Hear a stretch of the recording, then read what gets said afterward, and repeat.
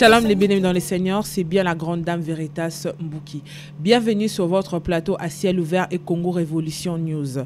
Que le Seigneur vous bénisse, vous tous, vous êtes en train de nous suivre à travers le monde. Aujourd'hui, dans votre émission, le temps de la parole, nous avons reçu un serviteur de Dieu où nous allons aborder un sujet très important, un thème très important. Et ce thème est: doit-on suivre la foule? Doit-on suivre la foule? Le bien-aimé dans le Seigneur qui est là, il va nous parler et nous allons voir ce que le Seigneur a mis à travers lui pour essayer de nous faire comprendre c'est quoi une foule, c'est qui une foule. Et à travers ça, nous allons soulever des sous-thèmes. L'homme de Dieu, il est juste à mes côtés, je veux le saluer. Shalom l'homme de Dieu. Shalom ma sœur. Vous allez bien? Très bien par la grâce. Pouvez-vous vous présenter au peuple de Dieu qui sont en train de nous suivre avant d'aborder notre sujet de ce soir? Je suis votre frère, l'évangéliste Rodrigue Makungu.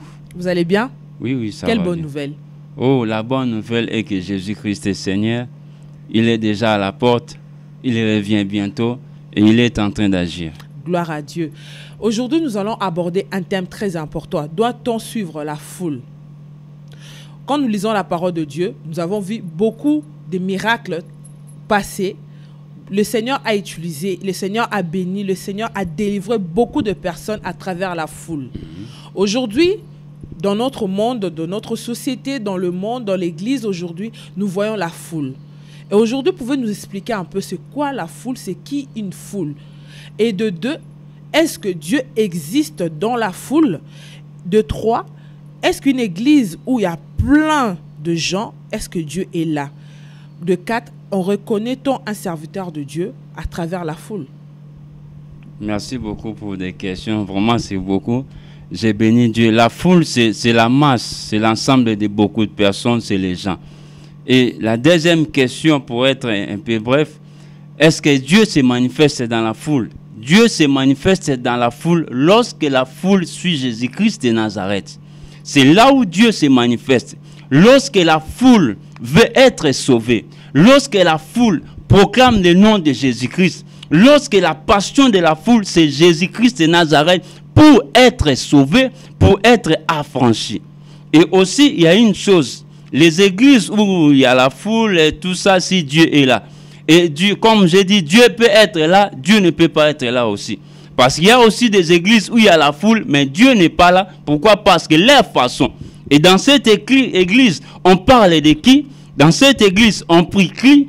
Dans cette église, c'est qui est le maître? C'est qui est le gérant de l'église? Et dans cette église, on est en train d'invoquer qui? Parce qu'il y a aussi des églises où il y a la foule, mais Dieu n'est pas là parce qu'ils invoquent d'autres choses.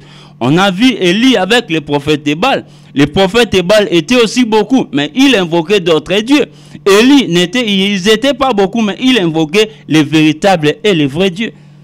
C'est ça pour te répondre à la question. La question, est-ce qu'on reconnaît un serviteur de Dieu à travers la foule? C'est-à-dire un pasteur qui a beaucoup de frères et sœurs dans l'église. Il y a un monde fou. C'est-à-dire que Dieu est là à travers ce serviteur-là? Un serviteur de Dieu est reconnu au travers toujours des œuvres. La Bible dit on va reconnaître les serviteurs. Un prophète est reconnu au travers ses œuvres. Ce qu'il va commencer à faire. Sa façon de faire, de qui il est en train d'adorer ou de qui il est en train de servir. C'est là où on va comprendre et connaître c'est qui est le serviteur de Dieu, c'est qui sert le vrai Dieu. Ce n'est pas la foule. Parce qu'on peut avoir beaucoup. Oh, la Bible dit même il y a beaucoup d'appelés, mais peu de lits. Donc on peut avoir beaucoup de gens dans l'église. On peut avoir des milliers, 4000 personnes, 5000 personnes. Mais Dieu n'est pas là parce qu'on est en train de glorifier d'autres dieux. On peut avoir aussi une église qui a 2 personnes, 3 personnes. Et Dieu est là parce que les gens là adorent Dieu en esprit et en vérité. Si nous regardons, ma sœur, si nous regardons, dans les livres de Matthieu, la Bible a dit lorsque 2 ou 3 sont réunis à cause de son nom, il est au milieu d'eux. Lorsqu'on parle de Jésus, parce qu'on peut être 100, on peut être 1000, on peut être 50 000. On a vu la Coupe du Monde. Là, on ne parlait pas de Christ. Christ n'était pas là. Et lorsqu'on parle de Jésus-Christ de Nazareth comme Seigneur et Sauveur, c'est là où il va se manifester. C'est là où il agira. C'est là où il va faire de grandes choses. Il va manifester sa puissance. Il va délivrer. Il va parler. Il va sauver ces gens-là. Ce n'est pas seulement d'être 100 000, 50 000 personnes que Dieu est là. Non. On doit vraiment être clair, ma sœur. Ben, vous avez dit tout à l'heure, c'était le verset que je voulais dire. Là où il y a 2 ou 3 personnes réunies à mon nom, je suis parmi eux. Mais aujourd'hui, beaucoup de personnes suivent plus la foule que d'aller dans une église où il y a 10 personnes, où il y a 20 personnes. Pourquoi? Oh, vous savez, ma sœur, aujourd'hui, les gens regardent ce qui frappe aux yeux. La Bible dit l'homme regarde ce qui frappe aux yeux, mais Dieu regarde l'intérieur et les cœurs. Les gens d'aujourd'hui, tellement nous sommes au temps où la séduction est tellement grave. Et beaucoup, Christ a dit dans Matthieu 24, plusieurs gens, beaucoup de gens seront séduits. Aujourd'hui, beaucoup de gens, ils suivent le nom des pasteurs. Ils suivent parce que là-bas, il y a des gens qui chantent beaucoup. Parce que l'église est bien embellie, c'est propre.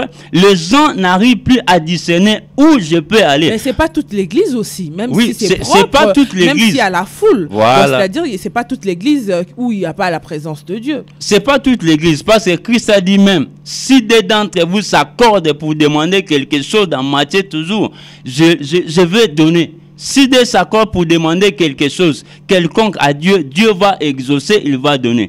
Donc on peut être 1000 ou 5000, mais si on n'est pas dans un commun accord, Dieu ne peut pas être là. Parce que Dieu est là où il y a l'unité. Dieu est là lorsqu'on a une même pensée, même idée, c'est là où Dieu se manifeste.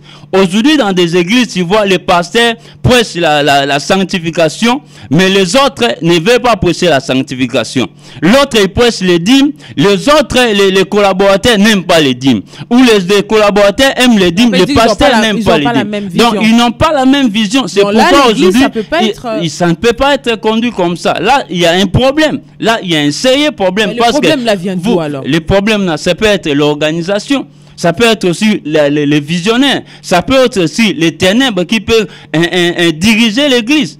Des choses là, on les voit aujourd'hui, on les vit aujourd'hui. Ce sont des choses qu'on voit. Ce sont des choses qu'on vit aujourd'hui. Vous savez aussi, on a des prédicateurs de Facebook. Oui. Les gens suivent plus sur Facebook, mais ils ne vont pas à l'église. Oh, ma sœur, vous savez, tu peux avoir 5000 vies. Cela ne prouve pas que Dieu est content.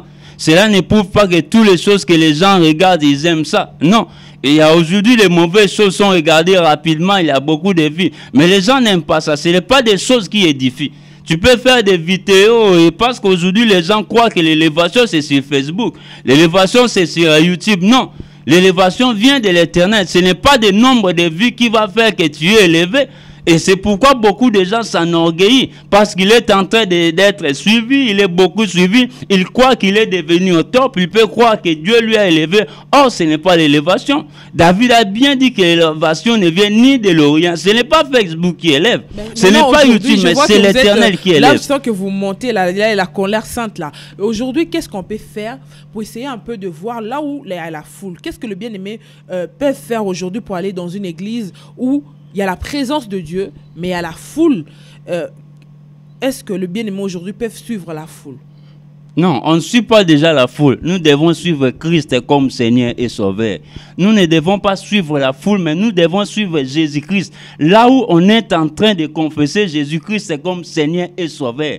Avant d'aller aussi, il faut prier. Il faut prier là où le Seigneur va t'orienter. Parce qu'il ne veut pas aller seulement, tu ne connais pas la personne, tu ne connais pas les gens, comment ils fonctionnent. Quel genre de dieux ils sont en train d'invoquer. Parce qu'aujourd'hui, on a plusieurs dieux. C'est pourquoi moi, j'interdis aux gens de dire on a plusieurs dieux? On a plusieurs dieux. Non, on a plusieurs dieux parce qu'on a un seul Dieu. Oui. Mais aujourd'hui, on a encore plusieurs dieux parce que les autres utilisent les dieux du soleil, les autres utilisent les ancêtres, les autres, chacun utilise son Dieu. Mais on sait qu'on a un seul Dieu qui est Jésus-Christ de Nazareth. C'est pourquoi moi, il y a des fois, j'interdis les gens de dire, oh, les dieux d'un tel. Toi, tu ne connais pas l'alliance qu'il a avec ces dieux. D'ailleurs, tu ne connais même pas ces dieux-là. Or, nous avons qu'un seul Dieu qui est Jésus-Christ de Nazareth. Mais évangéliste, quand on dit le Dieu d'évangéliste Rodrigue, c'est-à-dire que vous avez aussi un Dieu? Non, mais il faut savoir, évangéliste, ça utilise quel Dieu. Tu ne peux pas dire seulement parce qu'évangéliste se passe à la télé, parce que puis il faut savoir si quel est Dieu que l'évangéliste. Si la personne croit en votre Dieu, c'est-à-dire à travers un miracle, à travers une parole prophétique, c'est-à-dire que vous avez prophétisé sur Alissa là. Et Alissa là voit l'accomplissement de cette prophétie, de cette parole prophétique. Donc Alissa peut dire que évangéliste Rodrigue a un Dieu. Il a un Dieu, oui, bien sûr, parce que tu sais, les gens ont suivi les apôtres par rapport à Jésus-Christ de Nazareth. Alissa là, s'il a, mon frère, s'il a la révélation, il doit savoir déjà de quel Dieu que je suis en train de proclamer? De quel Dieu que je suis en train d'évangéliser? De quel Dieu? Parce que c'est pourquoi il faut avoir le discernement des esprits. Parce que beaucoup de gens aujourd'hui font des miracles. On a des miracles fabriqués. Et même Christ a dit, dans les derniers temps, les gens seront beaucoup séduits. Est-ce que le miracle existe? Le miracle existe parce que Dieu agit. La parole de Dieu, Christ est un miracle. La parole est un miracle. Les miracles existent, mais nous ne devons pas nous confier aux miracles. Nous ne devons pas suivre les miracles. Mais quand on peut dire un miracle, dites-moi, c'est quoi un miracle? Les miracles, c'est ce qui dépasse l'entendement de l'homme. Mais aujourd'hui, c'est quoi les miracles que nous vivons dans notre temps? Oh, chacun vit les miracles selon son problème. Il y a des gens qui étaient malades, et on prie pour lui et il n'était pas parti à l'hôpital, il est guéri, c'est un miracle. Il y a aussi des gens, des aveugles qui voient, c'est un miracle. Aujourd'hui, il y a des gens qui ont fait beaucoup de temps, ils ne concevaient pas, on a prié pour elles. Et vous êtes sûr qu'aujourd'hui nous vivons... Est-ce que vous êtes sûr qu'aujourd'hui nous vivons un temps de miracles? Nous vivons, le temps des miracles n'est pas encore passé parce que les miracles viennent de la parole. Mais moi je ne vois plus de miracles. Moi, je vois plus de miracles. Parce que Christ n'est pas encore passé. La Bible dit, il est le même hier, aujourd'hui et éternellement. Parce que les miracles, la source de Jésus. Mais aujourd'hui, il y a les scientifiques aussi, il y a les médecins. Aujourd'hui, une femme qui n'arrive pas à concevoir peut aller voir un médecin, lui donne les médicaments. La femme, au bout d'un an, elle tombe enceinte. Vous me dire c'est un miracle? Moi, je ne parle pas de ces miracles-là. Ben, dites-nous alors. Moi, je ne parle pas de la philosophie, mais je parle des vrais miracles de Jésus-Christ. Mais donnez-nous un exemple, parce qu'on voit dans la Bible la femme qui avait perdu son enfant. À travers la foule, le Seigneur a pu dire à cette femme, l'enfant n'est pas mort. Christ a prophétisé, a parlé, l'enfant a été ressuscité. On voit la femme de la perte de sang. Elle a juste touché l'habit selon les Écritures, selon la révélation des Écritures. Elle a touché l'habit de Christ. La femme de la perte de sang pendant 12 ans, le sang a été arrêté. Mais aujourd'hui, dans notre temps, en 2018, dites-moi un peu, selon vous, c'est quoi le miracle qu'on peut vivre aujourd'hui? Parce qu'aujourd'hui, moi, je n'entends plus parler des miracles. J'attends plus des démonstrations de sorcellerie, de sorciers, de maris de nuit, de femmes de nuit. Aujourd'hui, dites-moi, évangéliste, aujourd'hui, pour vous, c'est quoi le miracle? Aujourd'hui, les bien-aimés sont en train de nous suivre. Vous savez, le miracle, premièrement, c'est avoir Jésus-Christ comme Seigneur Sauveur. C'est un miracle. Parce que Jésus-Christ est le salut, Jésus-Christ est la solution, Jésus-Christ est la délivrance. C'est un miracle d'avoir... Le miracle, ce n'est pas seulement aller chercher, avoir Christ comme Seigneur et Sauveur, c'est un miracle.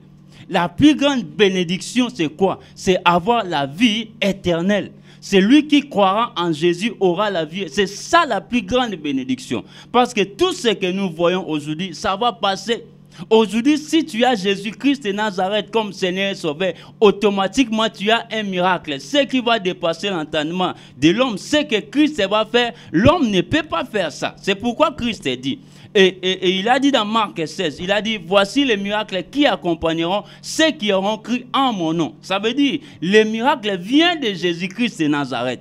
Les miracles ne sont pas fabriqués comme on voit aujourd'hui. Il y a des choses qui sortent dans le corps des hommes. Aujourd'hui, on voit beaucoup de choses qui cherchent à séduire le peuple de Dieu. Parce qu'aujourd'hui, les gens n'ont plus de discernement. Tellement que nous sommes au temps de la fin. Il y a la pression. Les jours sont mauvais. Le diable aussi, avec ses stratégies, il est tenté de multiplier. On voit des choses partout. On peut dire le miracle aussi, c'est le surnaturel. Le miracle, c'est le surnaturel aussi. Oui, c'est ça qui dépasse l'entendement. Il y a une souris aussi qui peut sortir dans le ventre de quelqu'un. Oh ma sœur, les miracles d'aujourd'hui, c'est pour impressionner les gens. Christ a bien dit, vous verrez les gens là, les faux prophètes, les gens qui vont venir, les séducteurs là, ils vont faire les miracles plus, donc qui va attirer les miracles compliqués là, les miracles spectaculaires, parce que ces gens-là font des miracles spectaculaires pour attirer l'attention des gens. On peut parler aussi de l'huile d'olive. Par exemple, un pasteur qui consacre de l'huile d'olive et vend à l'église, c'est mauvais?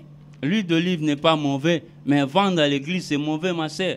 Dans Jacques 5, on nous a dit de prier avec celui qui est malade avec de l'huile. Mais aujourd'hui, on voit des gens qui viennent avec de l'huile, je ne sais pas où. Il va commencer à vendre ça. On voit de l'eau, les gens ont commencé à vendre ça. Ça, ce n'est pas Dieu, ça. Ça, ce n'est pas Dieu. L'huile qu'on achète, tu peux venir avec ton huile. J'ai pris pour toi, j'ai pris pour l'huile, pardon. Tu vas prier et tu vas appliquer au travers cette huile que Dieu va te... Ce n'est pas l'huile qui guérit, c'est la puissance de Jésus-Christ de Nazareth qui est en train dans cette huile qui va guérir. C'est pourquoi beaucoup de gens croient avec il a son huile qu'il applique. Non, ce n'est pas l'huile là qui guérit, mais c'est la puissance de Christ qui est entrée dans cette huile. C'est la puissance là qui va guérir. Ce n'est pas l'huile, on le vend. On peut dire c'est la manipulation, c'est la séduction. Voilà, c'est ça les termes, c'est la manipulation, la séduction. Les gens là dans les derniers temps, comme Christ a dit dans Matthieu 24, ils viendront la première chose séduire les gens pour attirer les gens à l'enfer parce que le diable ne veut pas. Mais aujourd'hui aussi, j'avais une question à vous poser.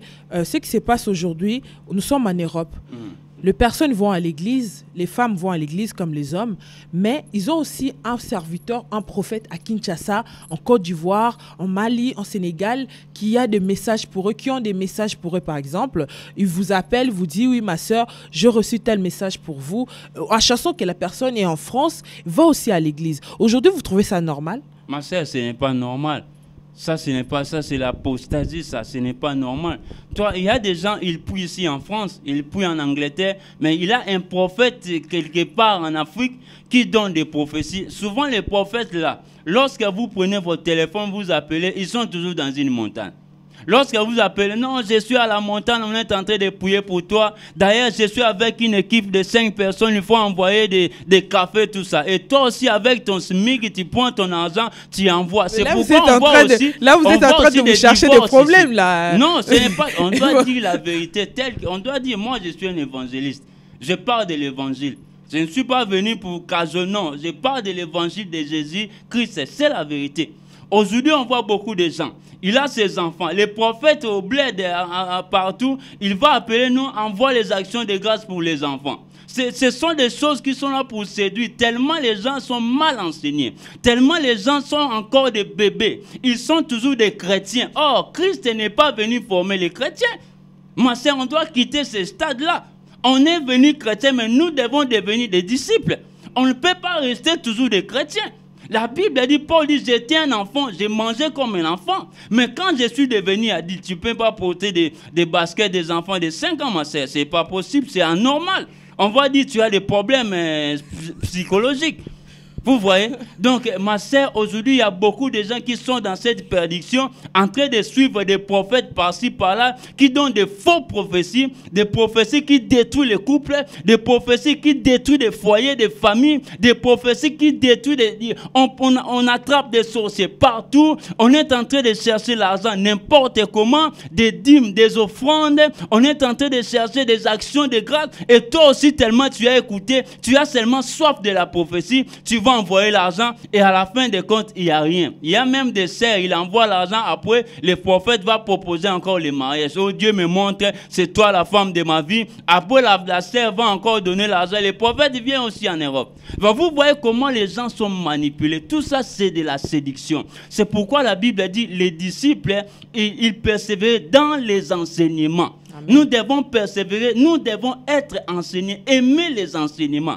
Aujourd'hui, dans des églises, les gens ne veulent pas les enseignements. Si on dit mercredi, on a quitté d'enseignement, les gens ne viendront pas. C'est pourquoi aujourd'hui les gens sont là seulement avec des gospels, des gospels, des gospels. La Bible dit les disciples ne persévéraient pas dans les gospels. Ils persévéraient dans les enseignements, fraternité, dans la prière. Aujourd'hui les gens ne veulent plus prier. Et aussi les gens seulement veulent prier pour les mariages. Les gens veulent prier. Nous devons prier pour conserver la chaleur. Nous devons prier pour nous préparer aussi. Parce que la Bible a dit prier.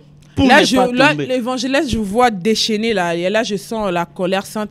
Dites-nous un peu, parce qu'on ne va pas tarder, nous arrivons presque à la fin de notre émission. Bien-aimé Shalom, aujourd'hui, nous parlons d'un thème, doit-on suivre la foule? Aujourd'hui, l'homme de Dieu, il a développé selon l'esprit, selon la parole de Dieu. Nous arrivons presque à la fin. Dites-nous un peu, qu'est-ce qu'on peut faire pour qu'aujourd'hui, qu'un nouveau vent souffle dans le corps du Christ. Pour qu'aujourd'hui, les gens se réveillent dans cet endormissement spirituel qui se passe, dans cette crise, dans ces temps du soir. Quelle est votre solution en tant que serviteur de Dieu? En tant que serviteurs de Dieu, nous devons chercher à être enseignés. Nous devons suivre, chercher à être enseignés. Et la deuxième chose, nous devons chercher à vérifier les Écritures, ma sœur.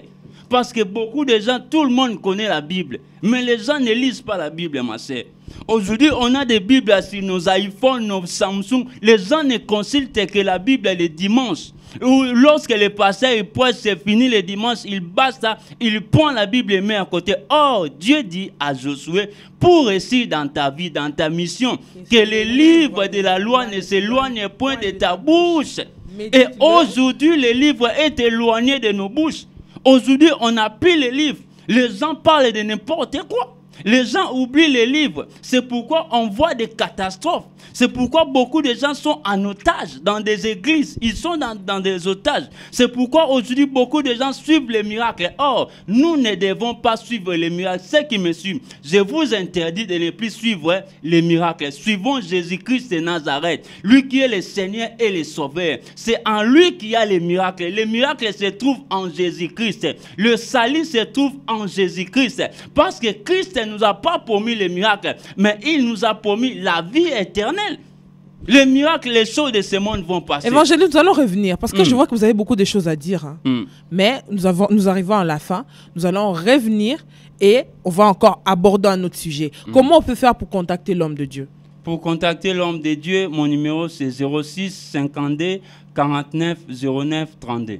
Facebook, vous avez un... Facebook, c'est Rodrigue Makungu. Toujours, vous tapez, on est là, on partage pour la gloire de notre Seigneur. Quel est votre mot de la fin pour soutenir un bien-aimé? Mon mot de la fin, il y a beaucoup à dire. Comme Dieu a dit, il y a beaucoup à dire, mais c'est le temps. Bien aimé, les jours sont mauvais. Il est temps de racheter le temps. Chrétien, si tu es chrétien, il faut quitter, devenir disciple. Parce que Christ n'a pas formé les chrétiens. Il a dit, allez, faites de toutes les nations mes disciples. Parce que les chrétiens, ce sont des gens qui ont beaucoup de choses. Les chrétiens, ce sont des gens qui ont toujours des scandales. Les chrétiens, ce sont des gens qui s'affaiblissent tout le temps. Les chrétiens, ce sont des gens qui se cognent tout le temps. Les chrétiens, ce sont des gens qui ont des problèmes, qui causent des problèmes dans des églises. Mais les disciples ne peuvent pas causer les problèmes parce qu'ils sont à l'image de Jésus-Christ, parce qu'ils sont disciplinés. C'est pourquoi je vais prier pour quelqu'un. Tu es malade, je vais prier pour toi, afin que le Seigneur puisse te visiter. Notre Père qui est aux cieux, je prie pour ma sœur, au nom de Jésus-Christ de Nazareth, que la puissance du Tout-Puissant guéris ma sœur maintenant, guéris mon frère maintenant, in the name of Jesus. Que les miracles s'opèrent au nom de Jésus-Christ de Nazareth. Soyez bénis, soyez prospères dans le nom de Jésus-Christ. Amen.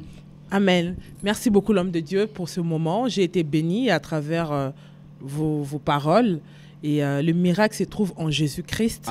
Les miracles, c'est en Jésus. Amen. Les miracles, ce n'est pas dans l'homme, mais en Jésus. Les bien-aimés, nous arrivons à la fin de votre mission, le temps de la parole, sur votre plateau à ciel ouvert et Congo Révolution News. Nous avons reçu l'homme de Dieu, l'évangéliste Rodrigue Makungu, où nous avons abordé un sujet. Doit-on suivre la foule? Je pense que l'homme de Dieu a répondu à toutes vos questions. L'homme de Dieu, pour résumer en tout, il a dit, là où il y a la foule, il faut discerner s'il y a Dieu ou pas. Et de deux, le miracle se trouve en Jésus-Christ. Donc, il faut suivre la personne de Christ, la personne de Jésus-Christ pour recevoir, pour vivre votre miracle. Ne pas essayer de suivre toutes ces distractions, toutes ces prophéties, tous ces gestes, tous ces spectacles que nous voyons dans l'Église. Il ne faut pas le suivre, il faut suivre la personne de Jésus-Christ. C'est à travers votre foi et que vous pouvez suivre la personne de Jésus-Christ. Moi, je vous laisse, je vous souhaite shalom à tous, les bonnes choses à tous, que le Seigneur vous bénisse. Mais ceci un remerciement à mon réalisateur, Ali Salah, que le Seigneur te bénisse, un grand respect pour toi, et à Michel Kombe-Aigle et à mon grand frère, Papi Matundu. Moi, je vous dis à très bientôt par la grâce de Dieu. Au revoir.